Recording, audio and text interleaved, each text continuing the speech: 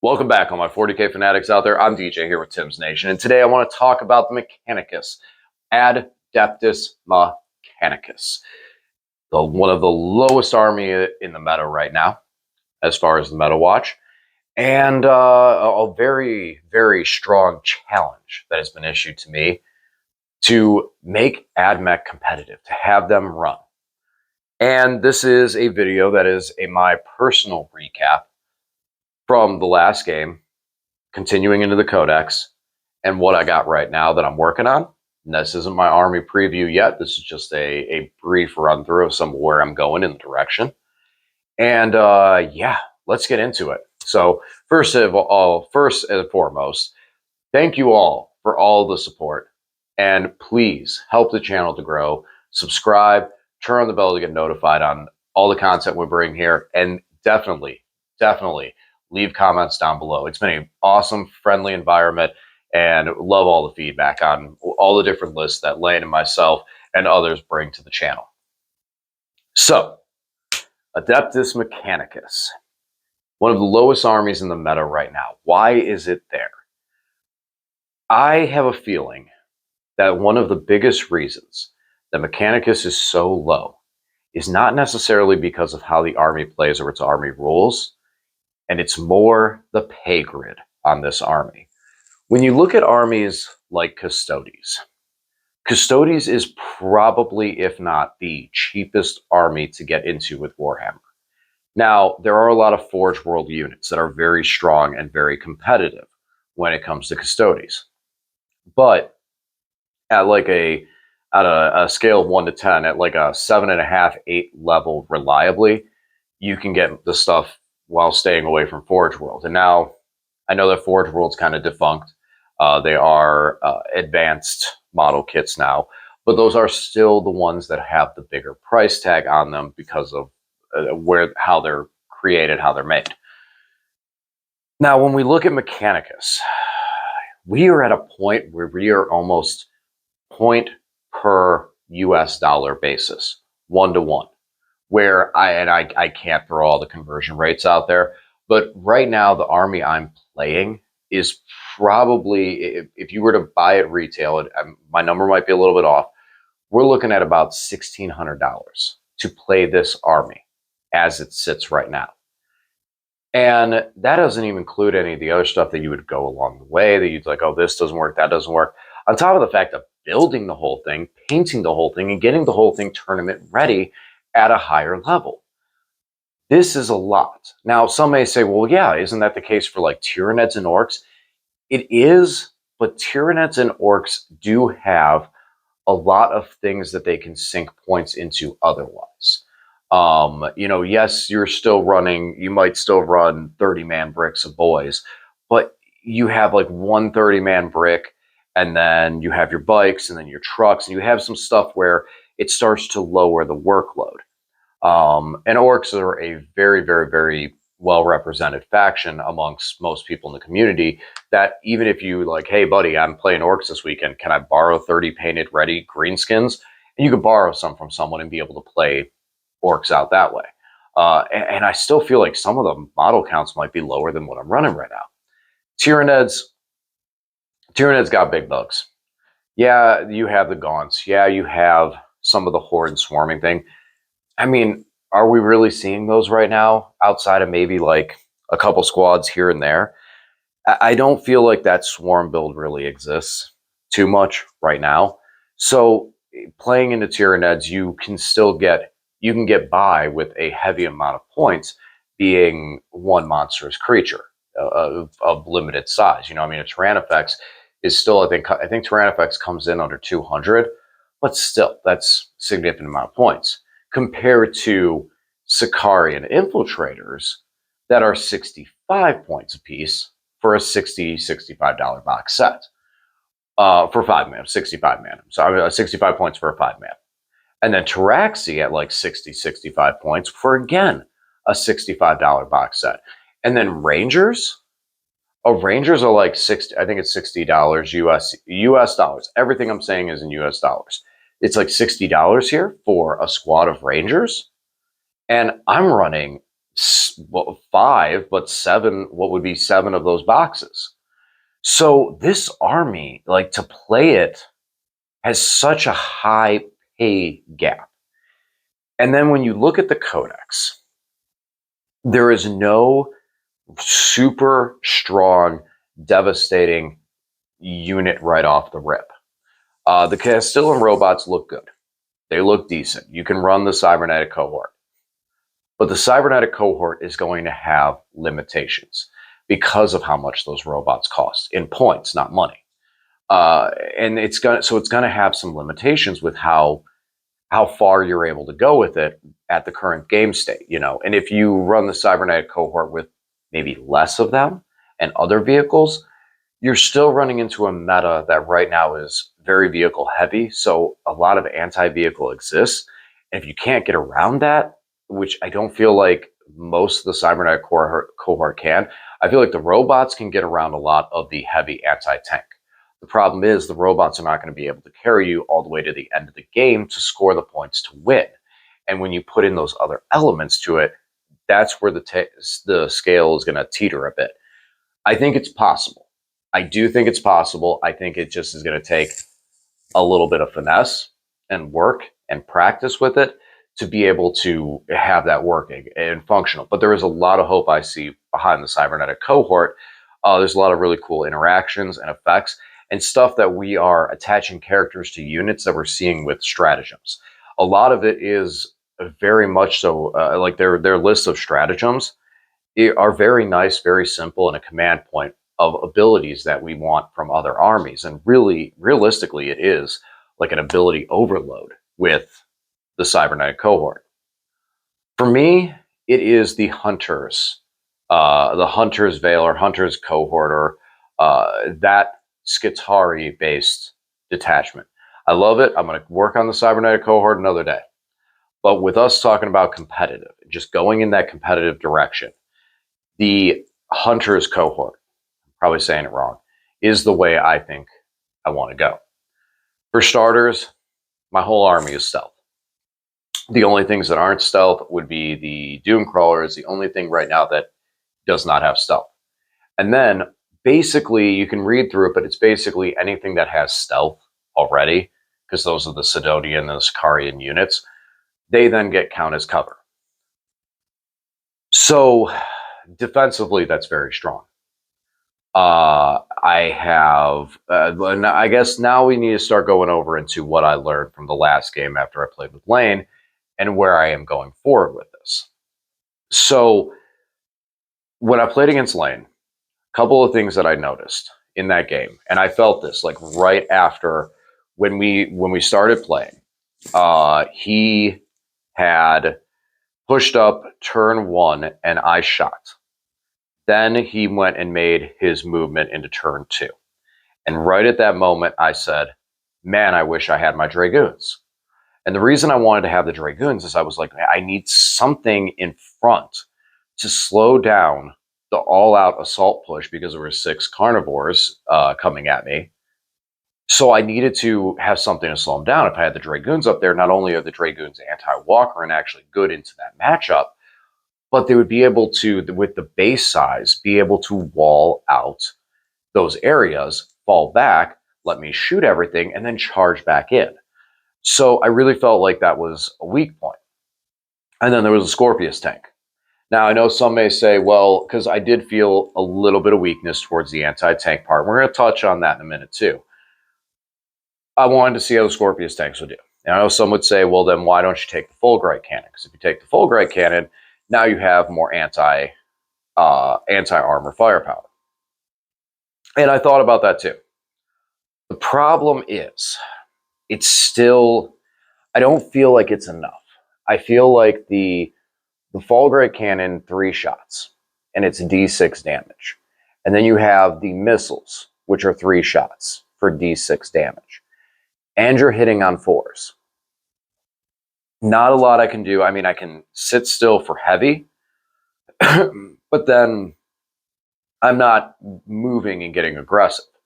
Once I go and move to try and get aggressive stance and start being able to push back, now I'm hitting on 4s, so I'm missing half of those shots 6 being 3. And you can't see which way it's going to go. And that twin linked on strength 9, it's nice that it's there, but I did not really feel like I didn't really feel like it accumulated enough extra wounds for me to be like, yeah, I'm glad I have that twin link right now. So it could have been cold dice, but I didn't feel like it was really that strong for me. So immediately I was like, okay, if I cut these 3 tanks, what can I do? Well, that's one of the first things. Those tanks are expensive. They're 180 points for what they do. It really isn't worth it. It really isn't worth it. I can't. Like, I could do the fall grade. Like I said, I did the artillery. The 1 damage really hurts. It just wasn't there. And for that, I can take 3 Dragoons for the cost of 1 tank. So I took 2 3-man squads of Dragoons and took the tanks out. For the last tank, what I ended up doing is I made some finagling, and I won't go over all the major details of this, but it's like move this here, twist this here, put this here, blah, blah, blah, blah, blah. Now we have 2 3-man squads of breachers, and I have 3 marshals. I dropped my manipulus, and I think that was it. That was it for the actual additions and changes. Yeah. So now what we're looking at and how the army functions, and now I have more of a feel for it. And that's where, when later into the game, when I was able to get the rapid fire for my arc rifles, when I was able to have the reroll hits on different units, or a unit just actually hit, there was a lot of value I was seeing out of it. So rerolling hits would be nice. Having so many of the Rangers, having so many of the arc rifles were still really nice. And then having the Rangers and everything else, the Ranger rifles themselves, the galvanic rifles, and then I have the Vanguard with the carbines. Having that I liked it. It felt good. What I didn't like is how weak my anti-tank portion was, my anti-vehicle portion. That's where the breachers come in. So the breachers, I'm giving them arc rifle and a hydraulic claw. Hydraulic claw, that's another story. Between the 2 of them, you get 4 attacks for the 1 claw. You get 4 attacks for the arc claw. You get 2 attacks for the hydraulic claw. Hydraulic claw hits harder.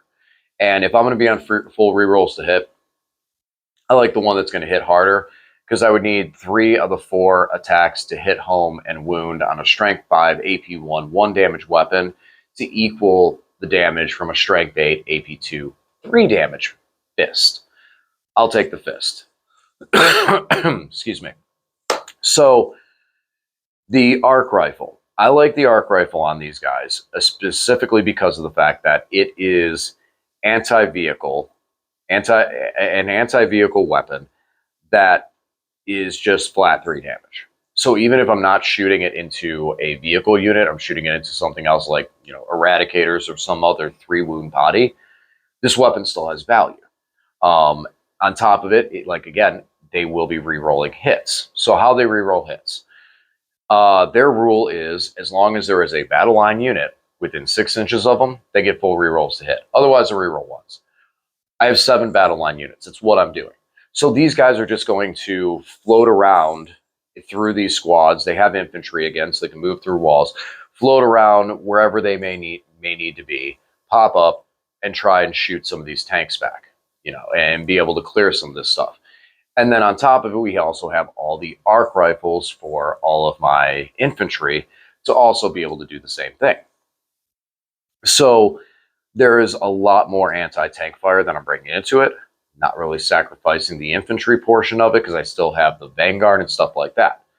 How that infantry is going to function. So I changed up my relics. Now the enhancements that I have are Veiled Hunter, I believe is the one is called. And then the other one gives me Infiltrate and Scout out of unit. So I have 3 marshals. This little marshal is going to go with the Vanguard. They will then be able to infiltrate and perform a scout move. This little marshal with the Veiled Hunter is going to go with the Rangers. Third little marshal with no enhancement is also going to go with Rangers. So two of my Ranger squads, two of my squads with Plasma, Sniper Rifle, and Arc Rifle will have full rerolls because of the Marshal. And plus other abilities, but primarily the Marshal, like, because I know some people are like, well, it also gives you this. Like, yes, there are other abilities that I gain as well too, but the primary thing is having two squads that are going to be on full rerolls for the game. Those squads will start behind a wall, potentially and hopefully near a rune where that has a second floor, so they can go up to the second floor. That'd be ideal and hopeful for most terrain setups. Then we have three squads of Rangers that have no character on them at all. Those squads will be the ones that I can scout out of the building, scout and move forward, scout into, start to move towards objective markers and things like that. These squads don't have characters. They'll still be able to shoot. They still have all the same guns. If, in a situation, a lot of situations are really cool, is I can move as 6-inch scout, reposition myself. Like these guys behind a wall. Oh, I'm going first, 6 inches out to the other side of the wall.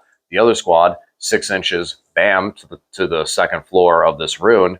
Now, everyone's got line of sight. And then my turn begins. I didn't move.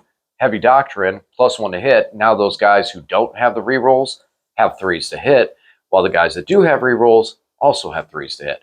So there's a lot of ways that then I can just go and centralize and focus the firepower into a specific area early on like that. At the same time, too, if I go second and I need to move, yes, those units will be moving, shooting, hitting on 4s with no rerolls. But the Ranger squads that do have the rerolls that still hit on 4s can then get into better firing positions, and now I score primary at the second round. With all this movement, we then have the breachers to be able to move in, move up, stay near some of those battle line units, protect them, and hit objectives as needed, and hit and take out units as I can. The Ranger squads and the Vanguard squad that do not have a character with them are less valuable, but they're going to be the ones that are going after objective markers. So now my opponent is going to have to decide, do they want to eliminate the one on the objective and prevent me from scoring points, or take the opportunity to take out the one with rerolls? They take out the one with rerolls. It's what happens. I lose my rerolls on that. I lose a squad with a Marshal. Okay, that's how the game goes sometimes. But now I'm scoring points on primary. My secondaries might flip real nice, and that unit being there scores me more points. A lot of cool things that I can do out of that to play the game, and now I'm actually able to play the game. Now, we do have the Veiled Hunter relic, and I've said it a couple times. What does that do? That allows me to be really super silly with this roster. Don't know if this opportunity will come up. I'm going to try to do it, but this would definitely be the meme victory for it. And part of that involves the Dragoons. Now, why run the Dragoons?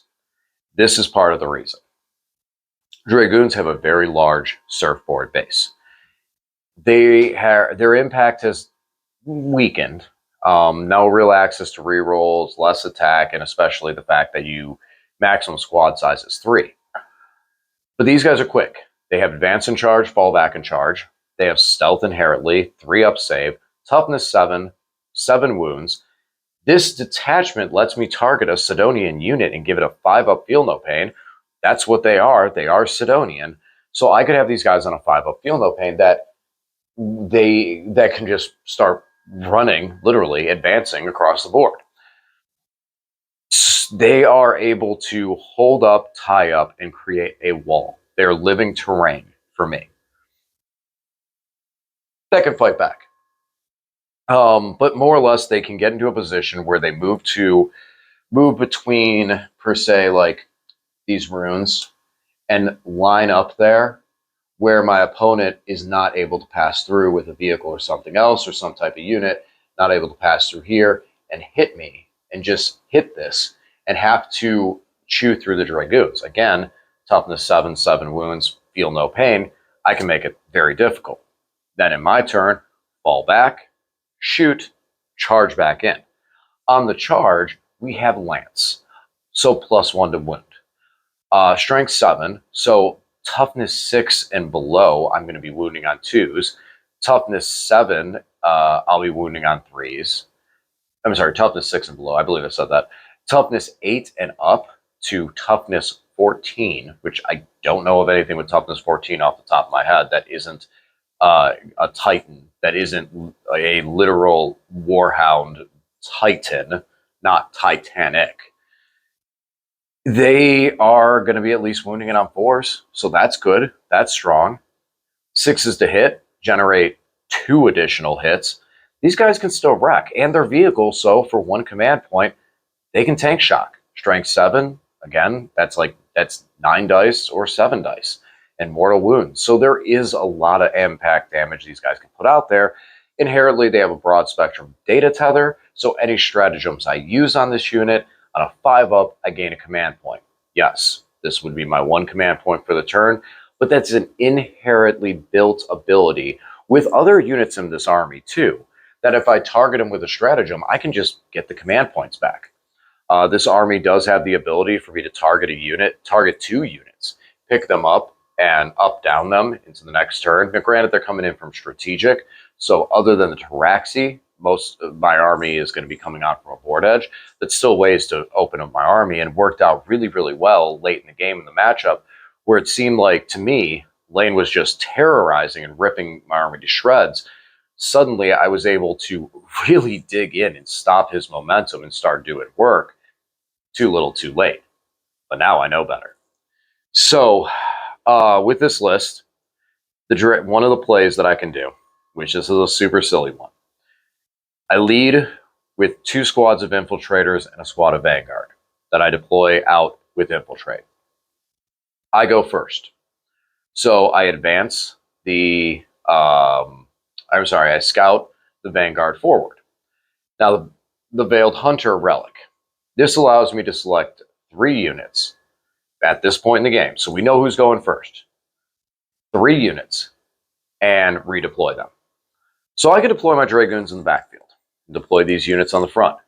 If I go first, they stay, Dragoons get picked up, and they can come, bam, right to that front table edge and that front battle line.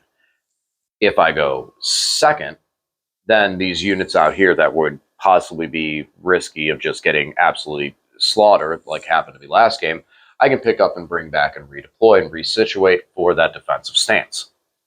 And then the Dragoons can still run up. They're fast. 10-inch move, again, advance and charge. They're quick little guys. So if I go first, you move those Vanguard up. The Sicarian, the infiltrators are in a solid position. You know, they have infiltrate. If I need to reposition them because I know I'm going first to do this trick, cool, I can. I put them out, and I move in, and I move up to the deployment zone and stretch it out. Now, I could pin someone into their deployment zone on the first turn, pending they don't have fly and other ways, and they just walk into me. So I pin them in there. Cool. Now the Dragoons move up to center field.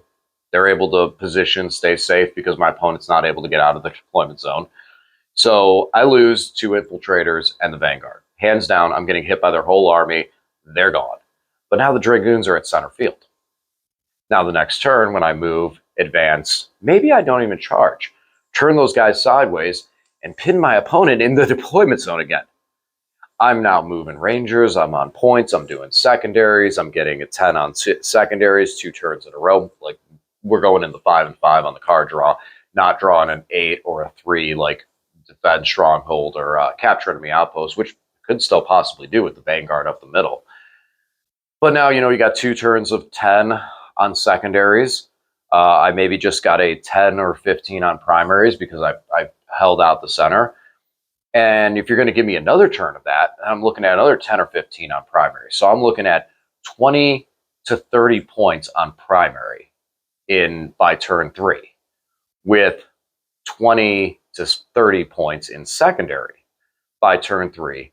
I've lost my Dragoons, I've lost the Vanguards, lost everything else, but we're sitting at like probably around 50 points with those things combined, give or take. We're sitting at about 50, 60 points right now going into turn 4. Not a bad position to be in, if you ask me, because then if you can get that last 10 or 15 or whatever to boost you up off the secondaries, now you're taking that 55, 60 way up there to your six. Now you're at your 60, 70, 75, maybe even into 80. And once you cross that 80 threshold, you're starting to move into game win territory. On top of it, you've also been reducing how many primaries your opponent can score. You've possibly been messing with their secondary game because they're not able to get out as far. And even though they're now going to hurt you, they're going to hurt you very badly because you've made them very angry. You've basically taken a hornet's nest, put it inside of a big, like a bucket, shook it, and now you're picking the bucket up because now that bucket can't hold them anymore. And get ready because you just unleashed a ton of angry hornets. So you're going to get hit. You're going to get a hit back. You're going to hit back hard. Hopefully it'll be enough time. The army is still super resilient. -1 to hit for basically the whole army. The Dune Crawler that gives a 4-up invuln out there. Feel no pains and just everything. There is really, really difficult to move a lot of stuff in this army. And then again, when those vehicles start trying to push and try and be big presence on objectives and be really tough to remove, I have the breachers to be able to get in there and take care of it. So that's where I'm at with the Ad Mech list right now. There will be a picture I will associate. I probably threw up a picture of this army. I do apologize this time that some of the stuff is removed. I did want to just show kind of a picture of like the formations of the units that I'm talking about.